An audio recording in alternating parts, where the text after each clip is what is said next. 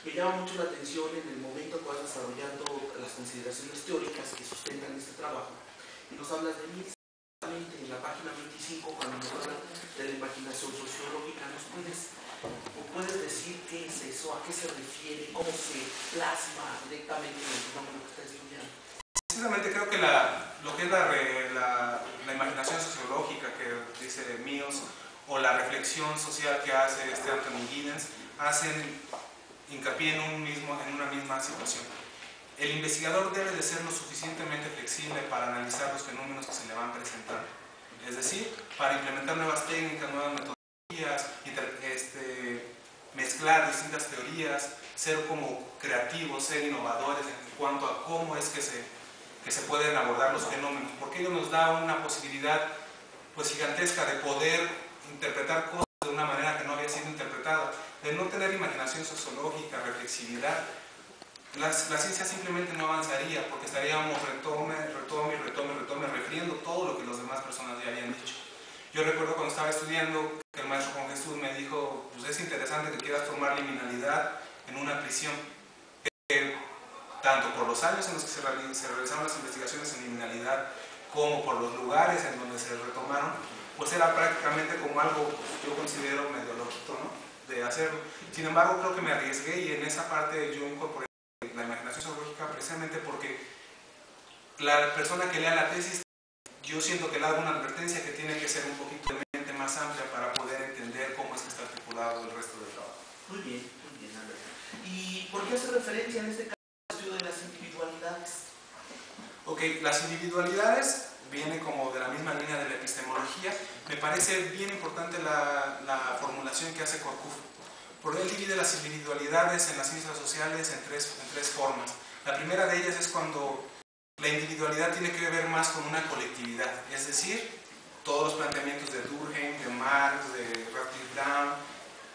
El individuo tiene importancia siempre y cuando haga referencia a otros individuos y solamente tiene importancia con respecto a ellos.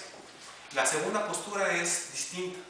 La segunda postura es que el individuo tiene una parte autónoma, una parte de libertad, como mencionas con el maestro Carlos, donde no es necesariamente lo social lo que determina mi forma de ser, sino que yo tengo libertad de hacer. En la tesis menciono a Marx y a Durkheim, dos posiciones encontradas. Para Marx, el hecho de que los individuos puedan ser diferentes es precisamente lo que hace que gire la historia, lo que es el motor de la historia. ¿Por qué? Porque me permite hacer una crítica, en este caso de él, una crítica económica que revolucionó algunos planteamientos, o si no es que la totalidad de planteamientos políticos y económicos. En el caso de Durkheim la postura es distinta. El individuo tiene libertades, pero cuando el individuo tiene libertades, entonces hace que la sociedad entre en crisis. ¿Por qué? Porque si tiene algo distinto es porque ya no está cumpliendo los patrones que rigen a la sociedad. Entonces, retomé eso. Y finalmente hay una cuestión un poco más filosófica, pero que me pareció importante y pertinente e incluso innovadora por parte de Korkuf, que es aquella individualidad que no tiene que ver ni con cómo soy yo, ni con cómo es la sociedad. Son esas cosas esporádicas que pasan en la vida, ¿no? O sea, cosas de que me dan ganas de hacer algo y lo hago y no hay una razón que yo pueda explicar. Quizá esa individualidad es la que más pone a temblar las cuestiones sociales, porque ¿cómo las estudiaría? Es harto difícil. Sin embargo, creo que es importante porque son cosas que se presentan en la sociedad y que si nosotros no las tenemos conscientes, no vamos a poder siquiera hacer referencia a ellas. Sí, también, fíjate, otra de las situaciones que me llama mucho la atención, después de haber leído, por ejemplo, el libro de Estigma de Erving Goffman, y retomando un poco estas cuestiones que tú llamas y que de alguna manera están sustentadas como la teoría del entendimiento, ¿de qué manera se ven plasmadas ya en el caso específico de los reclusos en el centro de reeducación? Cuando yo retomo los conceptos de Turner, criminalidad, drama social, comunitas y antiestructura, estos conceptos me permiten explicar la parte de condición, la parte identitaria, cultural de los internos. Después de ahí veo la dinámica colectiva y veo que el concepto de ficción social me sirve para explicar cómo es que se dan las relaciones dentro de prisión, que son marcadas por una competencia extrema e individualismo, donde yo veo por mí mismo y no veo por los demás. Pero al revisar yo la información me doy cuenta que hay una parte donde es de solidaridad. Entonces yo me preguntaba, ¿cómo es que por un lado me estás diciendo que tú no estás con nadie más, pero a la vez te pregunto otra cosa y me dices que es tu cuate, ¿no? Entonces Entonces yo veo que hay como dos procesos, uno de fisión, uno de fusión. Sin embargo, yo tengo que incorporar, me da la necesidad de incorporar la teoría del etiquetamiento para poder explicar esa fusión. Y me doy cuenta que la fusión, dentro de la prisión, o sea, de las paredes de la prisión hacia adentro, hay un proceso de fisión mucho más marcado. Pero el proceso de fusión se da de las paredes de la institución hacia afuera. Es decir, yo soy interno con todos los demás. Nosotros somos internos, nosotros sufrimos, el Estado no nos quiere a nosotros, nosotros ya no tenemos a nuestra familia, nosotros necesitamos dinero, nosotros somos los estigmatizados de la sociedad. Sin la teoría del etiquetamiento yo no podría haber incorporado primero, explicado la parte de fusión, y en segunda, yo no había podido hacer que el fenómeno que estaba analizando pudiera traspasar precisamente a la sociedad. Se hubiera quedado un fenómeno metido dentro de prisión. Entonces la teoría del etiquetamiento me sirve para explicar el fenómeno interno, pero también para ligar mi fenómeno con el resto de la sociedad. Muy bien. Fíjate, ya casi para ir terminando, tú pudiste en el trabajo de campo que realizaste dentro de aquí de Santiaguito, del centro penitenciario, ¿pudiste identificar ya con todo ese bagaje teórico que de alguna manera pues, está guiando tu trabajo?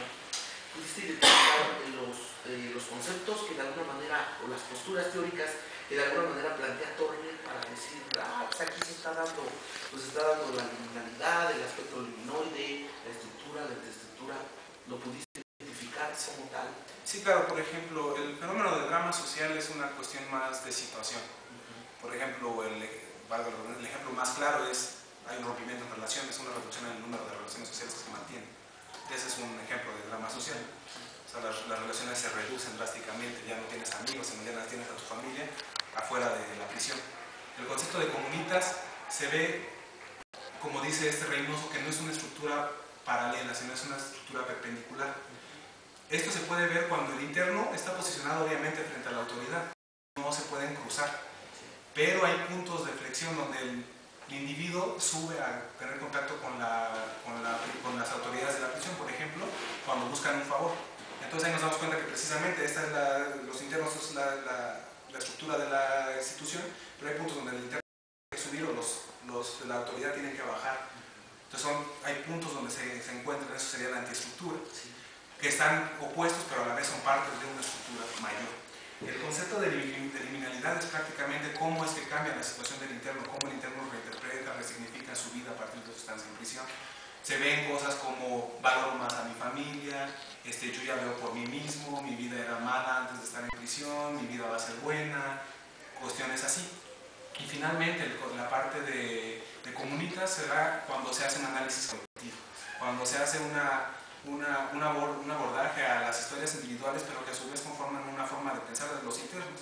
Aunque los internos mantengan individualidades, a su vez todos piensan igual, o sea, todos se sienten relegados de la sociedad, se sienten excluidos. Y bueno, el concepto de ficción social era precisamente esto, la violencia dentro de la institución, pues habla del rompimiento de esa colectividad en distintas partes, dependiendo de la situación en donde se encuentren. Y el proceso de fusión social pues es básicamente la unión de distintas identidades en una sola cuando se hace referencia a la sociedad exterior, se puede decir. Muy bien, ya como última pregunta. Después de haber realizado el trabajo, Alberto, tú de alguna manera, ¿qué opinas en este sentido? Sobre todo porque, bueno, leyendo que es tan interesante las historias de los fragmentos, las historias de vida de los reclusos que de alguna manera tú me llama mucho la atención que algunos tienen pues una idea de que, como tú ya lo mencionaste, pues yo mi vida era mala, me dedicaba a delinquir, robaba, me drogaba, y pues ahora como que pues le quiero echar ganas porque sé que cada 8 días tengo una gran mujer que me viene a ver, que es mi madre, me duermo con ella, en el pastito, le pongo ahí el techo para que no nos pegue eso, todo eso. ¿Tú crees que desde este momento el centro de adaptación social sí esté cumpliendo con el cometido? Sobre todo porque, bueno, también hay el punto de vista de otro interno que antes de 1990 pues ahí se estaba cagando, dice, no, aquí sí llegabas y aguas, ¿no? Porque hasta mataron ahí en el dormitorio número 9 a una persona, pero ahorita ya está mejor. ¿Tú qué opinas? ¿Cuál es tu opinión? ¿Sí está cumpliendo con el cometido de readaptar socialmente a de reintegrarlas? Aquí, bueno, ya mencionaste redactar, pero por ejemplo, siguiendo a Foucault, está cumpliendo con su objetivo, que es el de servir de del lugar donde se guardan las personas que se desvían de la norma, de lo establecido.